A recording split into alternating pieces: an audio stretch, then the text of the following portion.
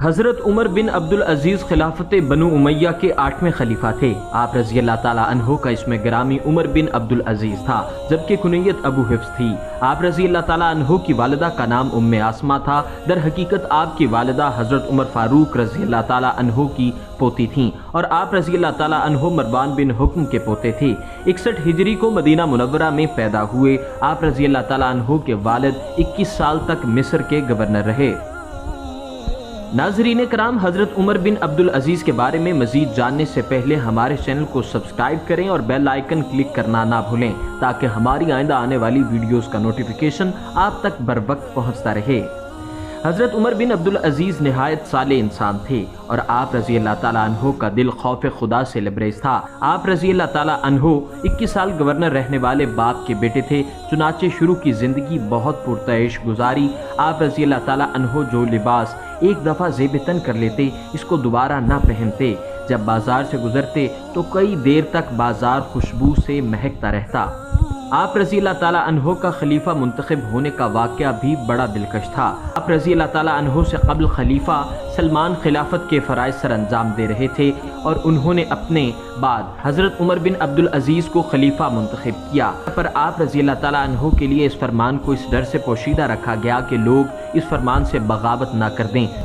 چنانچہ اس وقت کے ذمہ دار لوگوں نے خلیفہ سلمان کی وصیت پر لوگوں کی وصیت میں جس کو بھی اگلا خلیفہ چنا گیا ہوگا سب اس کو تسلیم کریں گے۔ جب لوگوں نے بیعت کر لی تو خلیفہ سلمان کے انتقال کی خبر لوگوں کو سنا دی گئی اور حضرت عمر بن عبدالعزیز خلیفہ منتخب ہو گئے۔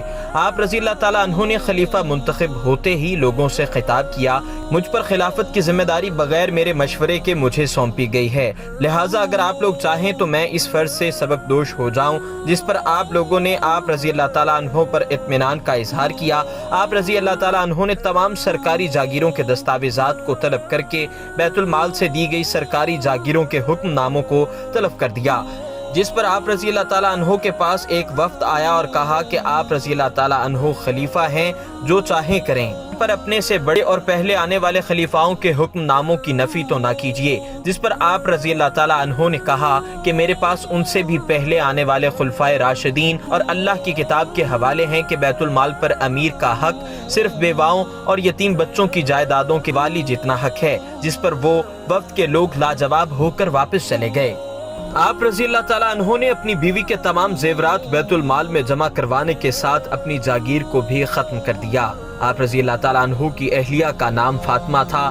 وہ فرماتی ہیں کہ خلافت سنبھالنے کے بعد آپ رضی اللہ تعالیٰ عنہ جائے نماز پر بیٹھ کر بے انتہا روئے اور میرے استفسار پر فرمایا کہ یہ جو بوجھ مجھ پر آن پڑا ہے، جس کے بعد آپ رضی اللہ تعالیٰ عنہ نے ایک جوڑا پہننے کے لیے رکھا، نماز جمعہ کو جانے کے لیے بھی اس جوڑے کے دھل کے سوکھنے کے انتظار فرماتے۔ ایک دفعہ اپنی صاحبزادیوں سے گفتگو کر رہے تھے تو دیکھا کہ وہ بات کرتی ہیں اور اپنے ہاتھ سے اپنا منہ ڈھانپ لیتی ہیں۔ آپ رضی اللہ تعالیٰ عنہ کے پوچھنے پر انہوں نے بتایا کہ ہم نے آج سالن نہ ہونے کی وجہ سے صرف پیاز سے روٹی کھائی ہے، اس لیے منہ ڈھانپ رہی ہیں کہ پیاز کی بدبو سے آپ کو تکلیف نہ پہنچے۔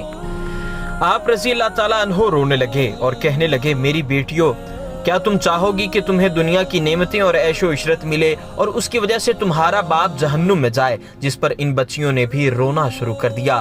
ناظرین کرام، آپ رضی اللہ تعالیٰ عنہ بیت المال سے لیا گیا چراغ بھی صرف سرکاری کام کے لیے استعمال کرتے۔ اگر خادمہ نے آ کر کوئی گھریلو بات بھی کرنی چاہی تو فرمایا، پہلے چراغ بجھا دو پھر بولو، اور ان کی خلافت کو سلسلہ تجدید خلافت بھی کہا جاتا ہے۔